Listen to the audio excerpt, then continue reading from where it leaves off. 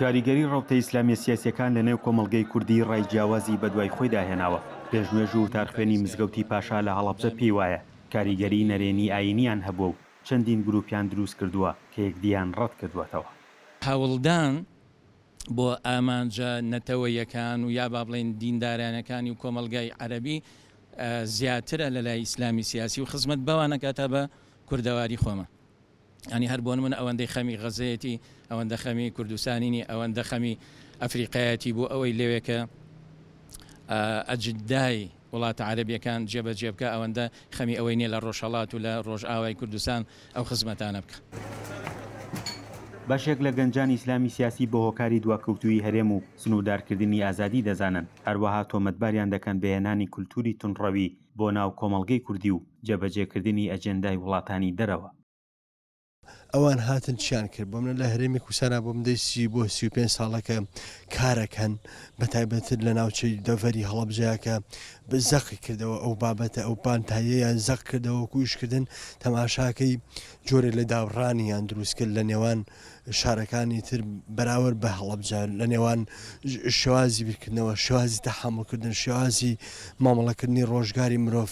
دۆزی فەڵەستین بۆ ئێمە لە بەرامبەر ئەو ڕخنانەی لە هێزە ئیسلامی سیاسیەکان دەگیرێت، ئەوان بە جۆرێکی دیکە مێژوو کاریگەری خۆیان دەگەڕنەوە. لەم نێوەندەدا ئەندامێکی کۆمەڵی دادگەری ڕۆڵی ئەرێنیان بەم جۆرە دەخاتە ڕوو. کۆتایی 93 بۆ 2000 زۆرترین پرۆژەی خزمەتگوزاری لە هەڵەبجە کراوە کاتی ئیسلامیەکانی تیا بوو، بەڵکو ڕێگریش هەبووە. ئێمە گەر پرۆژەی خانووەکانی قەندیل تەماشا بکەین، هەزار خانووەکەی کانێشخان تەماشا بکەین، خەسخانەکەی عەنەب تەماشا بکەین، هەموو ئەم پرۆژانەی کە لێرە ئەنجام درا لەژێر سێبەری هێز ئیسلامیەکانە، بەڵکو ئەنجام درا لە بەدیویژی کەیشە ئیدارەکان کە لێرە بۆ قایمقامێت کە هەبووە مدر ناحیلەکە لە خوورماڵە هەبووە لە شوێنەکانی دیگە، بەڵکو هێز ئیسلامیەکان توانیان کۆی ئیش ئیدارەکانی حکومەتی هەرێم لێر بە ئاسایی بەڕێوە بڕوە.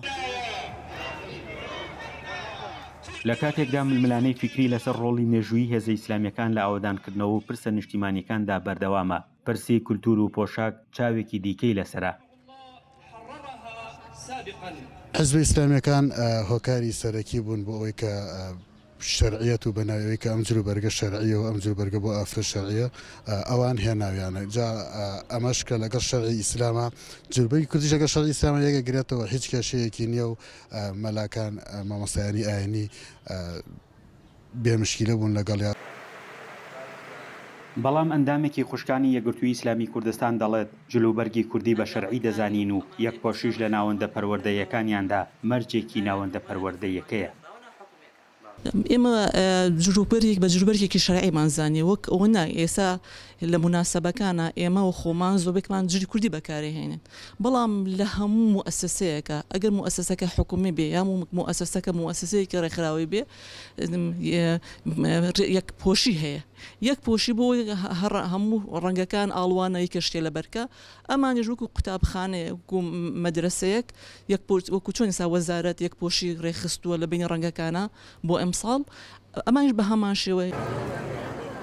دەنگی شەقامی هەڵەبجە لە خوێنەوەی مێژوو کولتوری شارەکەیاندا جیاوازە. بەشێک لە هاوڵاتیان پێیان وایە ئەو مۆدێلەی لە کارکردن کە ئێستا هێزە ئیسلامیەکان پەیڕەوی دەکەن نامۆیە بە کولتوری ناوچەکە و مێژووی کۆمەڵایەتی شارەکەیان. یەک تۆز بگەڕێنەوە بۆ مێژووی هەڵەبجە و بۆ مێژووی کوردستان، بۆ مێژووی هەورامان لە ساڵانی 50کان 40کان 60کان ئەبینی مێژووی هەورامان و مێژووی کولتوری کوردی وان نەبوو. کۆمەڵێک جلوبەرگ هاتوون کە بەڕاستی من بە ئەجەندای وڵاتانی عەرەبی ئەزانم بە داگیرکردنیەکی نەرمی ئەزانم کە داگیرکردنی کولتوریە. هەڵەبجە مێژوویەکی دیاری وەک ناوەندێکی بزوتنەوە ئیسلامیەکان هەیە. ئەم هێزانە تا ساڵی 2003 چەکدار بوون و دواتر بەپێی ڕێنمایەکانی حکوومەت چەکیان داناوە، بەڵام تا ئێستا ژڕاو نرخاندنی جیاواز لەسەر شێوازی ئیدارەدان و کاریگەری ئەوان لە ڕابردوو ئێستا لەسەر شارەکە هەیە. فەرحان هەورامانی، دەنگی ئەمریکا، هەڵەبجە.